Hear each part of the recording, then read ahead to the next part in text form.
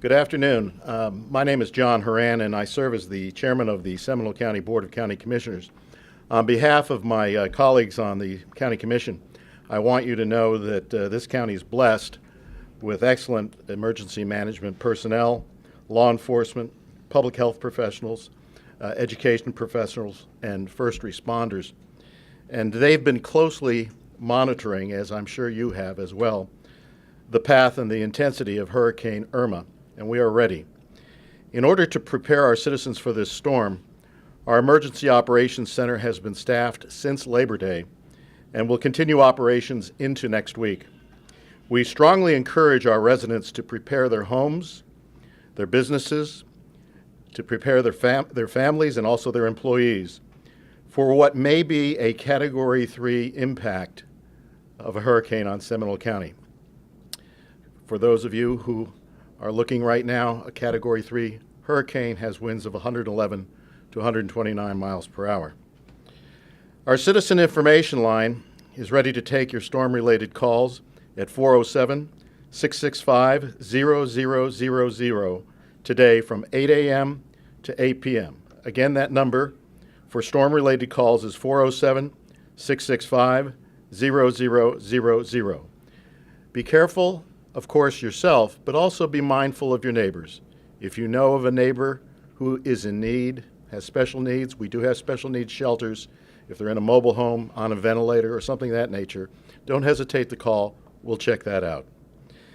The Citizens Information Line will shift to 24/7 operations tomorrow and also for the duration of the storm. So 8 to 8 today, but we'll go on 24 hours tomorrow. Our business hotline has also been activated. Seminole County businesses may contact 407-665-1839 with storm-related questions relevant to your business. Again, for businesses, that number is 407-665-1839. Residents are also encouraged to visit our website, prepareseminole.org, which I believe we have a sign right over here. Prepareseminole.org for storm-related information such as shelter locations, sandbag operations. Incidentally, you should know that as of the end of yesterday, we had distributed over 200,000 sandbags by yesterday. Special needs registration or other storm updates, you can get information on that at prepareseminole.org. Now I'd like to introduce Mr. Alan Harris. You up next? Alan Harris, who is the manager, the Seminole County Emergency Operations Manager. Thank you, Chairman. We've been very busy in the Emergency Operations Center and out throughout the community trying to prepare our community for a very devastating hurricane, much larger than what we experienced in 2004. We are not taking this lightly. We've been pushing forward even on Labor Day, working and continuing to work throughout the week.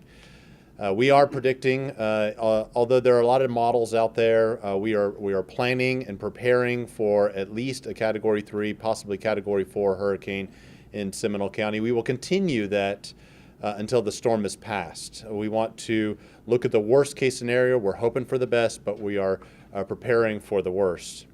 Our level of activation is full in the EOC. We have all support agencies, law enforcement, fire rescue, public works, our nonprofit organizations actively engaged. Our sandbag operations, as the chairman said, is now 250,000 sandbags being given out at 11 different locations. That being said, sandbags are going very, very quickly, and we may run out of sandbags, but the sandbag locations will remain open. Citizens can still go to those locations. Go to the Prepare Seminole website to find out those locations that will remain open. If you have sandbags that need to be filled, or if you have other types of bags, and I know this has happened in a couple other counties, you are welcome to bring those bags to the sandbag operations and fill those bags. We have 7 shelters on standby. Of those shelters, those are slated to open tomorrow. Of those shelters, we have 3 that are persons with special needs shelters, medically enhanced shelters, and the director for the health department will talk about that in just a few minutes, and 4 general population shelters. Of those shelters, 2 of the shelters are pet friendly. That does not mean that we cannot enhance those numbers. We are prepared for additional shelters if capacity is reached at any shelter. So there additional pet-friendly shelters can be added, additional persons with special needs shelters. But those are the phase 1 shelters. Those are the shelters that we are going to open tomorrow initially. As we start to see the capacities grow, we will know when we need to open up additional shelters. We have been asked by the state of Florida to serve as a host shelter tonight for evacuees that are trying to evacuate from South Florida and get stuck on the road. Holy Cross Lutheran Church has graciously offered to serve as a host shelter, and they are in Lake Mary, right off of Lake Mary Drive. They will serve as a host shelter tonight, staffed by the American Red Cross. Again, that is a shelter for evacuees from South Florida that are stuck on the roadway and they have to get off of the roadway. Each county in the state of Florida is asked to open up 1 shelter for those individuals. We are very happy and gracious that Holy Cross Lutheran was able to offer that service to us. Once that shelter is closed tomorrow, anyone that wants to remain in Seminole County can go to one of those other shelters I mentioned earlier, and we will open those shelters simultaneously with the closing of Holy Cross Lutheran Church. Today, we closed parks and libraries at 12 noon in preparation for the storm. Agencies and staff that work out there are all getting their areas ready for the storm, as well as the adoption section for the animal services, so animal services can get ready. Emergency calls for animal services will remain open throughout the day today, and we will close on Saturday and Sunday all other county services. Again, our Prepare Seminole website is up with lots of different information on how to get all types of services, what types of services we provide. There have been some questions about evacuation zones. The governor has talked numerous times about evacuation zones. In Seminole County, we do not have evacuation zones. Evacuation zones are for coastal communities. So there are no evacuation zones for an inland county. Although there are places that we will, and people that we will ask to evacuate tomorrow. Those include mobile homes, manufactured homes, individuals with special needs that need to go to a shelter. We will make, of course, voluntary evacuations for those individuals if they need to go. If you are thinking about evacuating in the state of Florida, we have a model, and that is evacuate tens of miles. Do not evacuate hundreds of miles, and you can see why that is the case. Interstate 75, the Turnpike, Interstate 95 have all experienced very, very long delays, hours and hours just to get through certain sections. So if you can evacuate tens of miles, if you live in a mobile home or a manufactured home, move to a friend or family member's house that's concrete or masonry block. If you have no other place to go, think about going to an emergency shelter. Remember, emergency shelters are lifeboats. They are not cruise ships. We provide space, we provide some food, but that is it. So bring bedding, bring clothing, and if you have any questions about other things that you should bring to a shelter, please feel free to contact our Citizens Information Hotline. Sheriff? Thank you, Alan, and good afternoon, everybody. It's, by now we've all seen media coverage, and we see press conferences just like this occurring around the state. And one of the things that's unique is we are all saying the exact same thing. We're talking about our partnership and our preparation to face a storm like this, but we all recognize that this is not good for us here in Central Florida.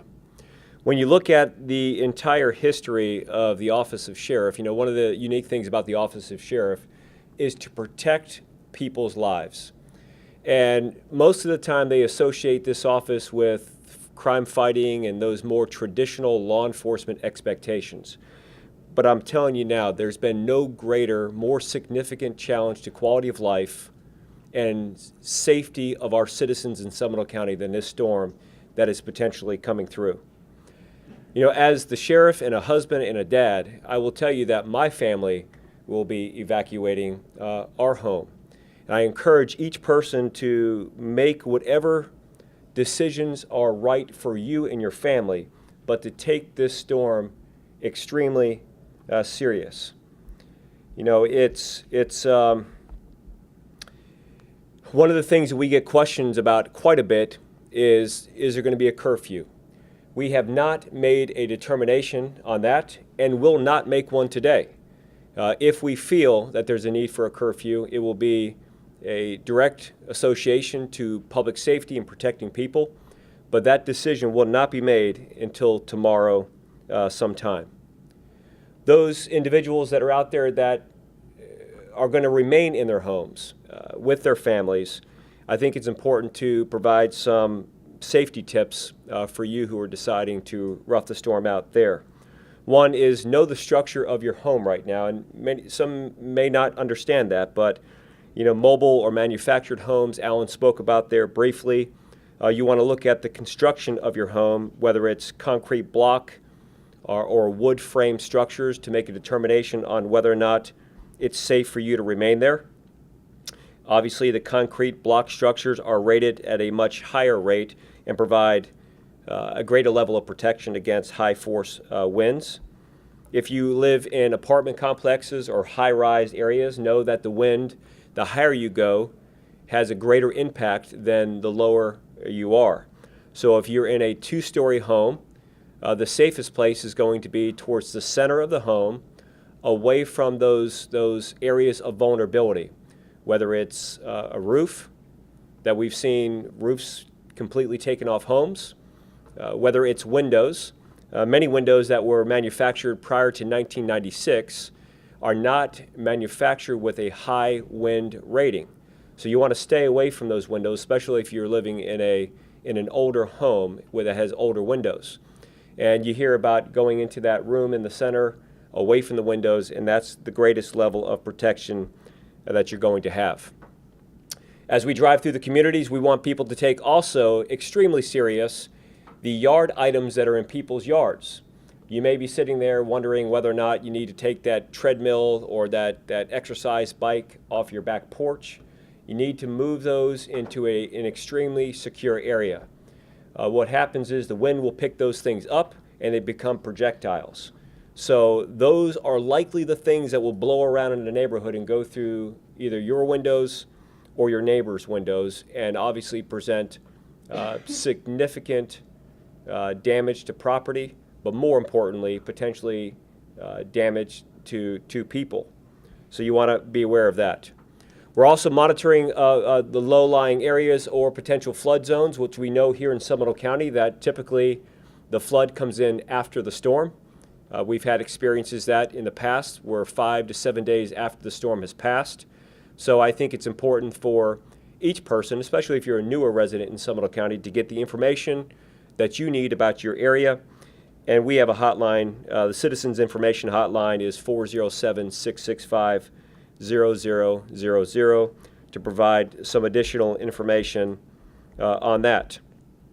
When the wind speeds reach around 45 to 55 miles per hour, deputy sheriffs will not be responding to routine calls for service. And the fire chief was talking about this yesterday with his organization as well. Well, what does that mean? That means that our commanders in the field will evaluate on a case-by-case basis to determine whether or not it is safe for deputy sheriffs to respond. Some of the things that will be taken into consideration is the nature of the call and whether or not we can safely get out there to provide immediate service to our citizens. I will say this. In the heat of the storm, it's not the time to call law enforcement for a barking dog. I say that, and it seems pretty much common sense, but each year we find ourselves with individuals that are making more routine calls for service. Again, call us when there is a need of significant problems in the area, or if you just want us to be informed about something that you don't need immediate response. That's what we're here for.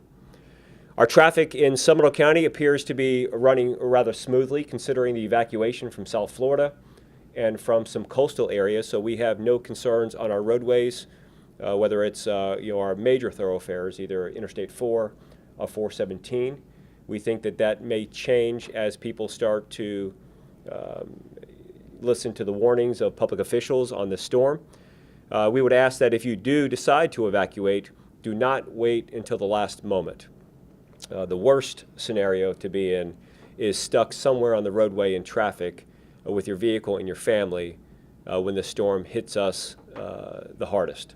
So if you're going to make those decisions to get out of the area, please make those plans early and get on the road as quickly as you can. Thank you.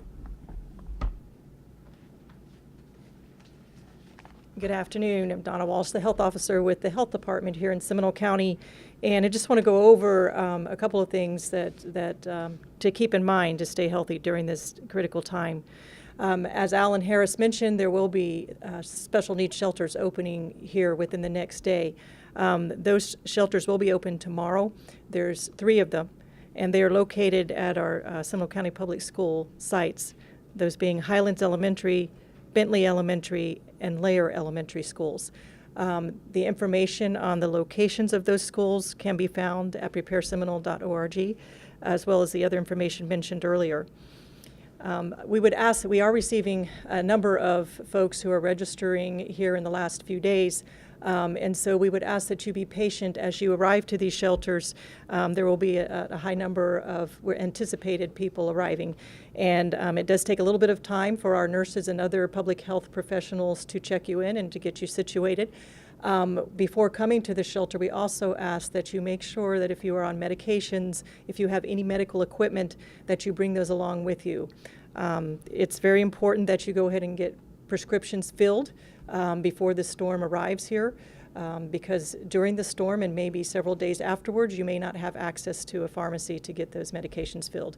We do have the capacity at the shelters to do some emergency prescription medication fills with agreements we have with local pharmacies, and we do have a limited supply of very basic medications at the shelter. But again, we encourage you to get your own prescriptions filled before arriving. We also have asked that, as in the past, that if you have a caregiver at home, that caregiver needs to be present with you when you arrive to the shelter and during your stay at the shelter. That's very important. The other is if you have pets and you have special needs as well. One of the shelters is a pet-friendly special needs shelter, and that's at Bentley. So you are allowed to bring your pets with you. The pets are held in a separate area from folks who stay in the shelters, but you certainly can visit. Whether you have pre-registered for special needs shelters or you arrive the day that you decide that you want to come, we will certainly accept you. So the special needs shelters are open to those who have pre-registered, as well as those who may think, at the last minute that they really feel that they need to be in one. So as I mentioned before, we do have professional medical staff there, nurses. Some of the shelters are staffed with medical doctors, and we also have a number of our public health professionals who are staffing those shelters. Besides your medications and medical equipment, it's also important that you bring any foods if you have a special diet. Food service at the schools will be providing meals. However, if you do have a special diet, again, important to bring those food items with you, along with any snacks that would offer you comfort. So certainly you can bring that in addition. Personal hygiene items and sleeping items. Everyone who arrives at the shelter will be provided a cot. However, if you have a pillow you prefer, blankets and so forth, we would again encourage you to bring those comfort items along with you, along with any personal hygiene items such as toothbrushes, toothpaste, and so forth. Any extra clothing, very possible that you might be in the shelter for a few days. As the sheriff mentioned, if the weather is severe, certainly we will not be allowing you to go out on the roads during the high winds. So be prepared to stay for at least 2 or 3 days and bring a change of clothes and so forth if you might be there for a few days with us. Also, you can bring some important paperwork with you. Again, not knowing what the status of your home might be while you're sheltering, please remember to bring the important paperwork along with. Some other public health tips is in the event that you do stay home and your power goes out. I know a number of folks have purchased generators. Every time we experience an emergency such as this, we often get reports of carbon monoxide poisoning. So please be very careful when operating your generators. Be mindful of making sure the exhaust is outside. Do not, for instance, even run your vehicle inside a garage with the garage door down. That carbon monoxide can kill you. So it's very important that you be mindful of the directions in operating your generators. The other, of course, is food safety. Again, in the event that power is lost, your refrigerated food can last for up to 4 hours. However, if you feel that the food is not safe, our philosophy is always, when in doubt, throw it out. It's not worth getting sick over. We have encouraged folks to prepare by buying bottled water and non-perishable goods in the event that you do lose power. For instance, your water from your faucets, very adequate, to provide fluid for you. However, if power goes out, oftentimes even your public utilities, not safe. There'll be boil water notices out, depending on the water, if the water floods the area, and if power doesn't generate the stations. So the bottled water is good in those events, but you will receive those boil water notices through prepareseminole.org.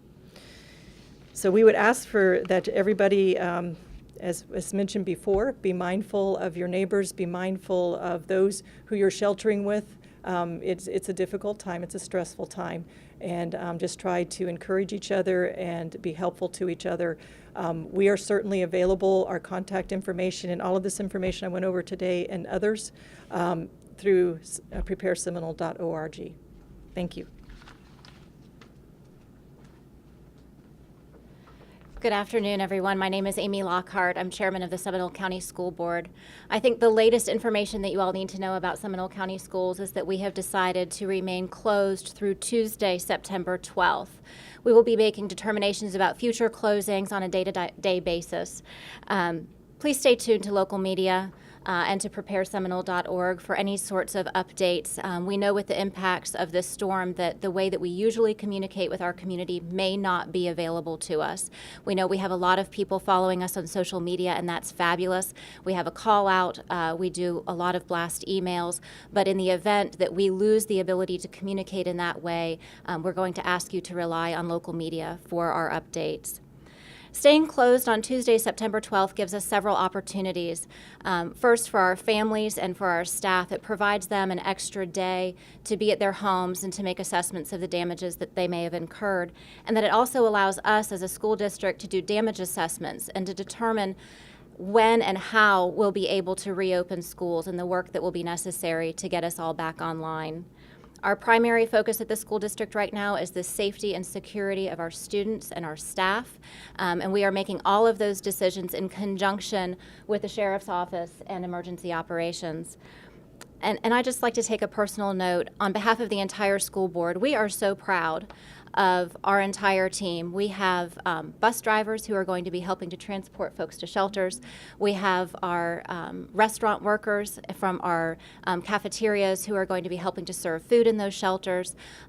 The leadership team that Dr. Griffin, our superintendent, has put together has done a tremendous job of stepping up to the plate and serving in an additional role. So I just want to say thank you to them on behalf of the board. The sheriff started his comments talking about partnerships, and so I'm going to finish up mine talking about partnerships too. It is so important for this community to understand that you have a school district that is working hand in hand, collaboratively, with county government, with the sheriff's office, and with emergency management. We make no decisions in a vacuum on our own. We rely on the experts in public safety to help us make our decisions. So when you hear information coming out from us, please know that it's been in concert with the folks who are the experts in the field. We wish everyone the very best of luck. We keep you all in our thoughts and prayers as the storm approaches. We wish everyone safe harbor over the course of the next few days. And again, please stay tuned to social media and local media sources. Thank you. Any questions? Yeah, Alan, you mentioned that the shelters are going to open tomorrow. Do you have a timing on that yet? We're anticipating around the noon time period, but we want a little bit of flexibility with that. So we'll make that announcement first thing in the morning. Again, we need to have that discussion with the school board and the sheriff's office. We have most of the assets out there. The crews that I talked about earlier, the Parks and Leisure Services, while they're also making sure that the parks and the libraries are closed, they immediately go from there once they're closed to the shelters, and they start setting up the shelters. Of course, shelters are in schools, so we clear the dormitory area, which is normally a dining room or a classroom, and then start to make that available for individuals the next day. Registration, signage, first aid, all those types of supplies have to be brought in. And just so I'm clear, and so the people who are watching, perhaps online right now, are clear. I was at Lyman earlier today, and I asked whether there were cots or anything available like that, and I was told there are not, that it's basically blankets on the floor, air mattresses. Ms. Walsh, I believe you mentioned cots. Is that just for the special needs shelters? Yeah, so I wanted to make sure I made that clarification, so people know exactly, when they're going to these shelters, it's camping. sure. So for general population shelters, we provide space on the floor, a hardened structure. We have retrofitted all of the schools that we use as emergency shelters with hardened windows, hardened doors, shutter systems. There's some generator capacity, not enough to run everything, but some generator capacity at each of the general population shelters. Provide 3 meals a day, and that's it for the general population shelter. So if you can bring airbags, clothing, as Donna mentioned, toiletry items, anything that you would need to do to bring if you went on a camping trip. For the special needs shelters, those are a little bit more enhanced, so we provide some medical services, wheelchairs, and other types of devices, different types of cots, cots that move up and down, and so those are a little bit better equipped, more enhanced medical services. That's what I believed as well. I just wanted to make sure because there can be some confusion, because right now everybody's kind of doing the whirling dervish. Where do I go and what do I do? And I wanted to make sure that point was clear. And it's a good question, and some people have called and said, I don't have any special need, but I'd like to go to a special needs shelter. That is not what we suggest. In fact, we would push those individuals to go to a general population shelter. Special needs shelters are really for people with medical needs. Everybody else needs to go to a general population shelter. So everybody's clear. I'm sorry. What shelters are the ones that are the medical shelters? I don't think I heard that. Sure. listed. Bentley Elementary School, Highlands Elementary School, and Lair Elementary School. Later? And they are also on our website at prepareseminole.org. Bentley is a pet-friendly shelter. And on the pet friendly, again, just for clarification, you're not going to be, Fido's not going to be next to you in the cafeteria where everybody's sleeping. Crated in another part of the shelter, you can go visit your animal, but it's not going to be, fur flying everywhere while people Correct. are trying to sleep. So correct? pet-friendly shelters, the pets are in the same complex as the individual, but they are in a different air vac or air-conditioned system, so that if there are any allergies in the other part of the shelter, there isn't any issue with that. We ask that people, when they bring their pets, that they bring their pet supplies as well, medical records, a crate, a favorite toy of the animal, and food. We will have some services there for the pets, but if you have those, please bring them. Any other questions? Okay, well, thank you all very much. Thank you.